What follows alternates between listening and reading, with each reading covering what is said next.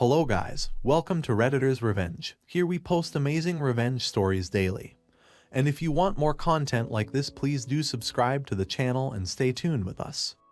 Moving to our today's first story, about OP's fairly aggressive girlfriend who stole from his bank account, so he sent her academic career into a nosedive. Now story. I'm a senior at a large state university. This happened in the first semester of my freshman year. I was selected for an honors-type program that placed me in a co-ed dorm building with every other student in the program. As a dumb freshman, I rushed into a relationship with a freshman girl who lived right above me. We'll call her Megan. It was convenient for me to date someone who lived so close, but everyone else in our building hated Megan because she talked a lot, and almost exclusively about herself. She bragged often about being a fairly aggressive person, but somehow I overlooked that mile-wide red flag. Right after Thanksgiving break, at the end of an evening class, I got a call from my mom, who noticed some unusual activity on my checking account. Back then I had no credit card, so this debit card was my only access to my savings while I lived on campus. I rarely needed to buy anything during the semester, so I was puzzled to find that $104.29 had left my bank account over 2 weeks, in the form of 6 Grubhub food orders. At this point, I trusted Megan, but I decided to ask her about the money right away. She denied any involvement and suggested that I cancel my debit card. After a long phone call to the bank, I did just that. Next, I reached out to Grubhub customer service on Twitter. Hey, my card was stolen and used for food orders on these dates. Can I have the receipts? They sent me the first and last receipts, but they had to redact the personal info of the account holder. I say redact in quotes because they just used the Snapchat draw tool, and Megan's name was still clearly visible on both receipts. What's more, the most recent receipt was only 2 hours old. She was probably still eating when I chopped up my debit card. It's worth noting that she and I both had unlimited dining plans paid for by our respective parents, and we lived 500 feet from the nearest dining hall. She didn't need to order food, and she didn't need my money to do it. So I texted her again. I have the receipts from Grubhub. Are you sure you didn't make those orders? Her reply, duck you for suspecting me. Fairly aggressive, wouldn't you say?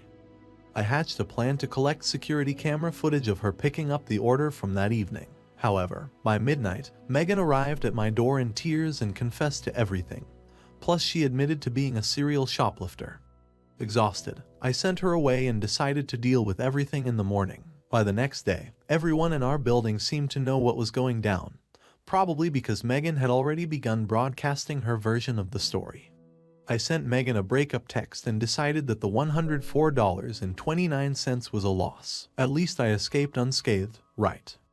Well, less than 2 days later, she entered my room when I wasn't looking. I was sitting at my desk when I noticed her standing silently behind me.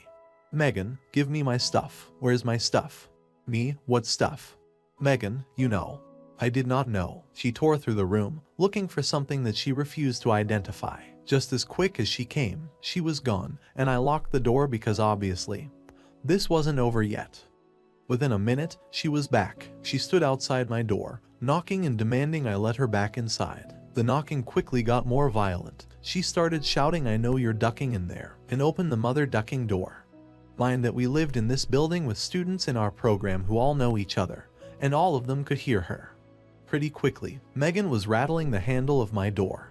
Next, she began throwing herself at it, shoulder first, trying to break it down. I lived next door to my RA, but judging by the lack of any intervention, he was elsewhere, so I whipped out my phone and texted him to send backup. Meanwhile, I saw my heavy wooden door bending and buckling. I even heard it crack a bit. My RA was on duty in another building, so he sent 3 of his colleagues to de-escalate the situation. They brought Megan downstairs, where she revealed that the stuff she wanted was just the t-shirt and keychain that she gave me for my birthday. Whatever, I let her have those. I still just wanted this to be over. However, once I shared my story with the resident life staff, they filed university paperwork to place a no-contact order between me and Megan. They also recommended I contact the campus police, who then told me I should get my stolen money back in small claims court. I couldn't even get there without a car or money to pay for an Uber. Sorry, Judy. At the request of the campus police, I also contacted the Title IX office at my school. sending them the story of everything you've read so far. They were interested, to say the least, although I didn't want any trouble. I just wanted a clean breakup and a fresh start. But a Title IX representative informed me that they were bringing 3 misconduct charges against Megan: theft, threatening, violent behavior, and inciting an intervention by university staff. The representative asked me to serve as a witness in Megan's disciplinary hearing the next semester. I tentatively agreed, right before the representative set the hearing date for February 14th. Valentine's Day. I thought it was a joke, but they did that. When the day of the hearing finally arrived, the no-contact order was still in effect, but a few of my friends had kept tabs on Megan. For starters, she failed all of her classes in the fall. Someone in my math course confessed that Megan had tried to sleep with him while she was dating me, and he had to repeatedly tell her no. Even worse, Megan kept telling a twisted version of the whole story to try and turn my friends against me. So when I found out that she had found a new boyfriend, it felt good to know that the V-Day disciplinary hearing ruined whatever evening plans they might have made. I arrived alone at the disciplinary board office, unsure of what to expect. The board consisted of grad students, and the hearing was expected to run into the night. Unlike me, Megan did not come alone. She brought both of her parents as character witnesses. That wasn't even a thing here. This wasn't a real courtroom, as you'll soon see. And that's not all. Megan's parents also paid a lawyer to defend her against the charges. The board knew that was unnecessary, but Megan's parents believed so strongly in their daughter's innocence that they had already paid for this 3-piece suit to make her case. In the name of fairness, the board members offered me pro bono legal representation, a junior economics major, who we'll call Jimmy. Jimmy had already read my account of the events from the fall, and thanks to my screenshots of Grubhub receipts, he said there was an okay shot of the charges sticking. Then I told him something I'd kept secret for months. When Megan tried to break down my door and I whipped out my phone to text my RA, I also filmed the whole thing. Jimmy couldn't get enough of the video. There was Megan, kicking and screaming and trying to break into my dorm room. It was all the evidence I needed, and no one saw it coming. In the hearing, when the time came for me to make the case against Megan, Jimmy played the video on a big screen in front of everyone. The room went insane. In that instant, I realized that Megan had convinced everyone I was the liar. In her version of the story, I gave her permission to buy food using my account. She told her parents that she'd asked me politely for her belongings, which I'd rudely hidden from her in my dorm room. In Megan's story, I was the sociopath trying to ruin her reputation. Before I unveiled the video, it was her word against mine. I still didn't want revenge, even after finding out that Megan tried to cheat on me. But when I saw her parents flipping out at the video, "Why didn't you tell us you did this?" and her lawyer raising hell, this evidence was not provided in pre-trial disclosure, and a board member standing over him, "Sir, this is not a court of law. Please return to your seat," and him shouting objection. And her replying, "We don't have objections. This isn't a court of law," and Jimmy, my new best friend, just trying not to laugh out loud. That's when I realized how good revenge can feel when it's fair and deserved. The board found Megan responsible for all 3 charges. My side of the bench recommended the university terminate her housing contact and force her to pay restitution. Her side recommended only restitution and a reprimand. The board compromised. Her family paid back most of the money she stole, most because 2 of the 6 orders had the same price, and the lawyer convinced the board I had duplicated an order, and Megan was forced to move into a different dorm building. This probably would have helped her anyway because every student in our program's building knew everything she'd done and lied about.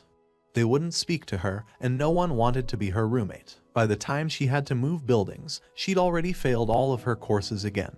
Having paid for her tuition, her unused dining plan, her lawyer, and her restitution, Megan's parents finally pulled her out of school. Where are they now? Last I heard, Megan returned as a part-time student. But I never saw her again because the no-contact order still stands. I'm now Facebook friends with the guy Megan tried to seduce. Oh, and Jimmy and I connected on LinkedIn. As for me, well, I no longer date fairly aggressive people. Now, here is the end of first story. I hope you enjoyed it. And in my opinion, she must have a bad habit of stealing things because it feels like she belongs to a well-to-do family.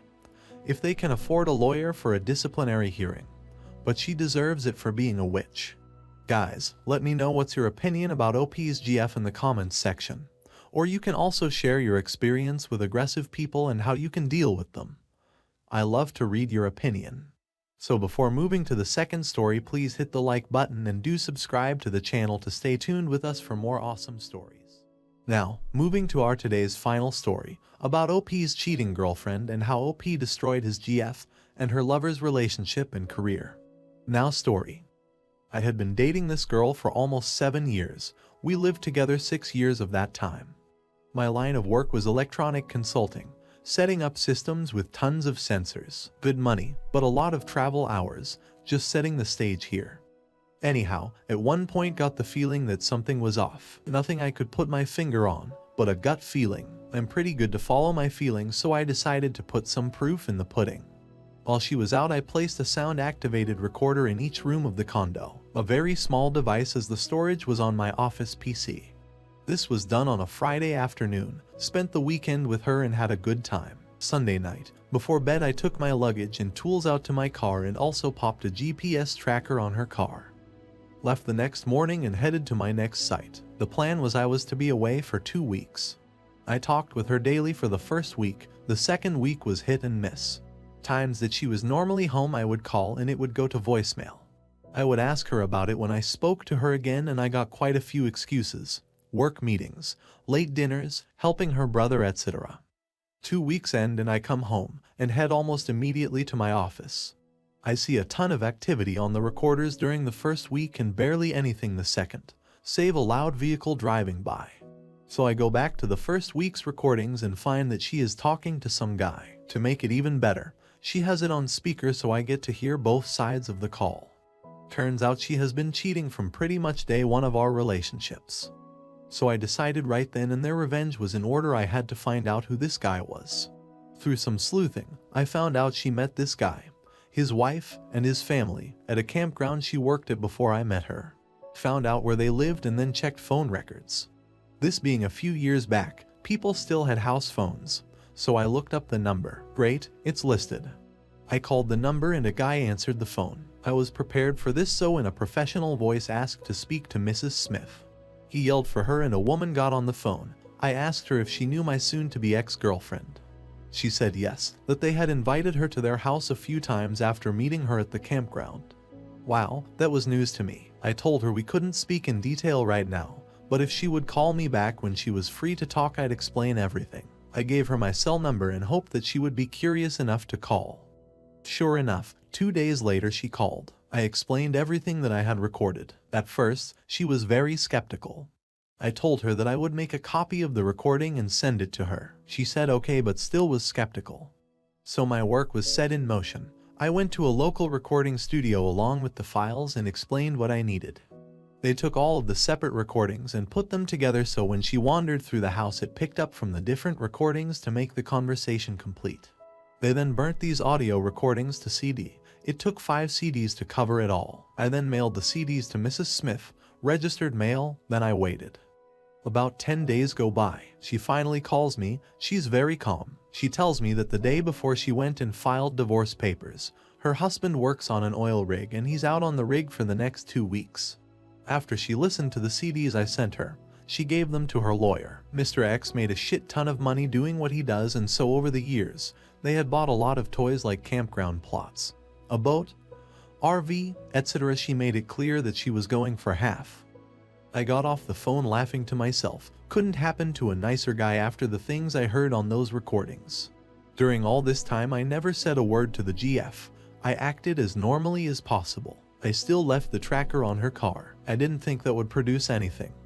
Things were quiet for another week. Then came the day when hell was starting to break loose. My GF was wandering around the house like she was lost.